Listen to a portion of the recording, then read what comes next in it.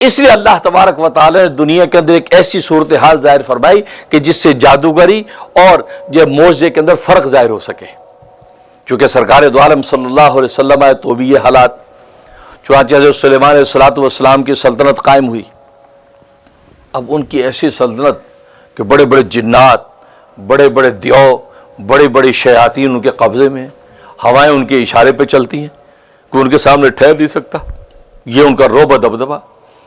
اب ایک عرصہ تک اسی طریقے انہوں نے حکومت کی، یہاں تک کہ بیت المقدس کی تعمیر کی. اب اللہ تبارک و تعالیٰ کی طرف سے ان کو علم ہو گیا اس کے قبضے روح کا، اور ابھی کام باقی ہے. اور جنات جو ہیں ان کی گھٹی کے اندر شرارت ہوتی ہے، یہ اپنی شرارتیں باز نہیں آتے. یہ ضرور کہیں نہ کہیں جھوٹ بولیں گے، کہیں نہ کہیں شرارت کریں گے. لہذا بہت سے عاملین جو اس طرح کے شیاطین و موکلات کو قبضے کر کے ان سے کام لیتے ہیں تو وہ یہ سمجھتے ہیں شاید آسمان کی وحی پر بات کرتے ہیں. نہیں، وہ شریر جھوٹی خبریں بھی دیتے ہیں ان کو، وہ الٹی سیدھی شرارت بھی کرتے ہیں جس کی وجہ سے وہ عامل دھوکہ کھا کے غلط فیصلے کر دیتا ہے. اب جناب حضرت سلیمان علیہ السلام نے دیکھا کہ سارے تعمیر میں لگے ہوئے ہیں. آپ نے عصا لیا اپنا اور تخت پہ بیٹھ کے یوں ٹیک لگا کے بیٹھ گئے جیسے دیکھ رہے ہیں، اور روح قبض ہو گئی. تقریباً 1 سال تک اسی طرح گزر گیا وقت، یوں بیٹھے ہیں. جنات یہ سمجھے کہ سلیمان ہمیں دیکھ رہا ہے اور وہ ڈر کے مارے تعمیر کر رہے ہیں.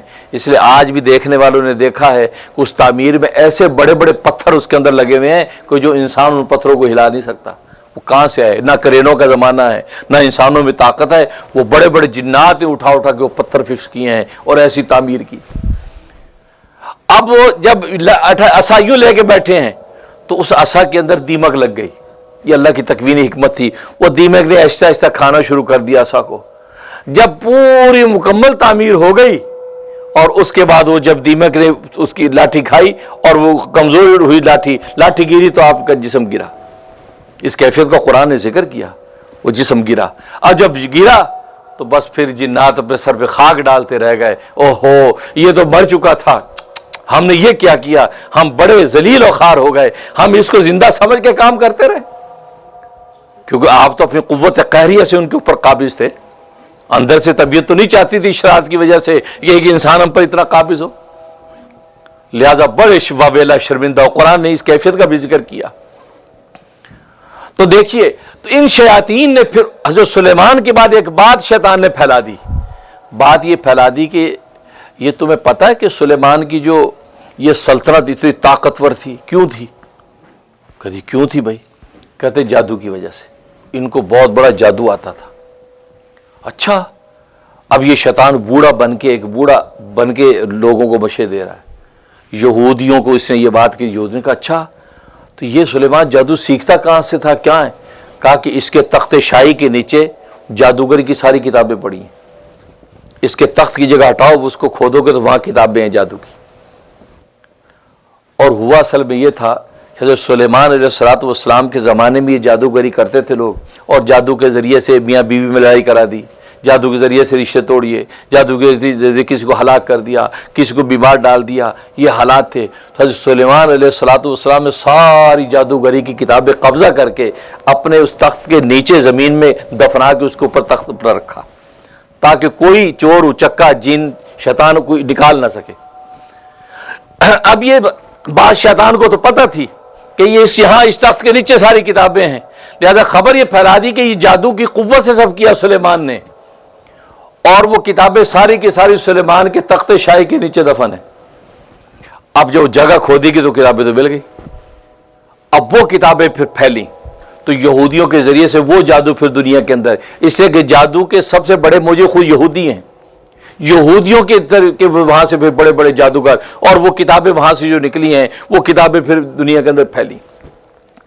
تو چونکہ حضرت سلیمان علیہ السلام پر یہ تہمت لگائی شیطان نے کہ چونکہ وہ جادوگری کرتے تھے، اس جادوگری کے نتیجے میں انہوں نے یہ قبضہ کر رکھا تھا اور اسی سلطنت چلا رکھی تھی. لہذا اسی طرح کی جادوگری آج کسی کو حاصل ہو جائے اسی طرح کی سلطنت وہ بھی بنا سکتا ہے. اس کی تردید اللہ تبارک و تعالی نے اس رکوع میں کی کہ سلیمان علیہ السلام نے کفر نہیں کیا.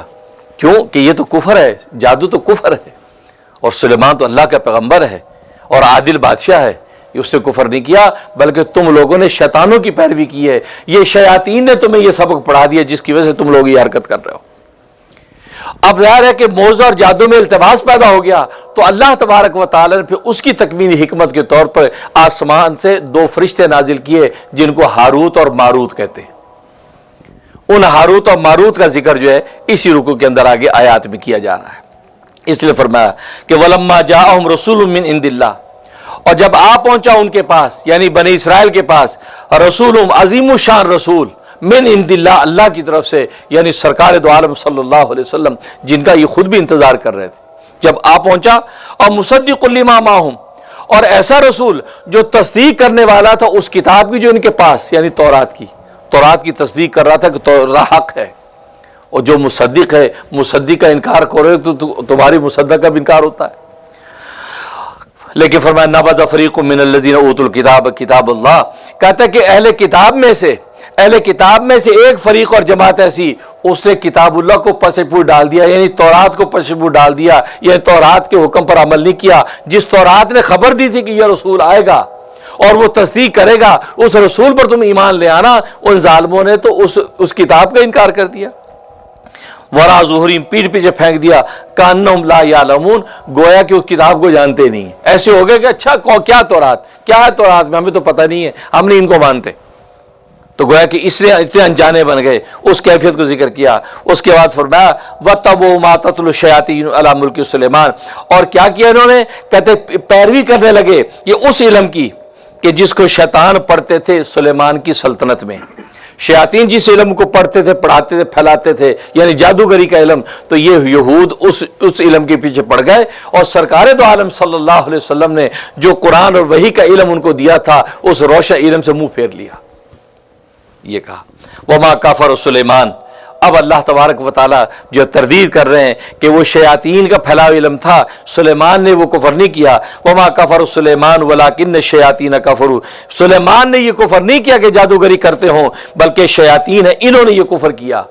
युअल्लिमून अन्नास अस्सिहर, ये शयातीन थे जो लोगों को जादूगरी सिखाते थे।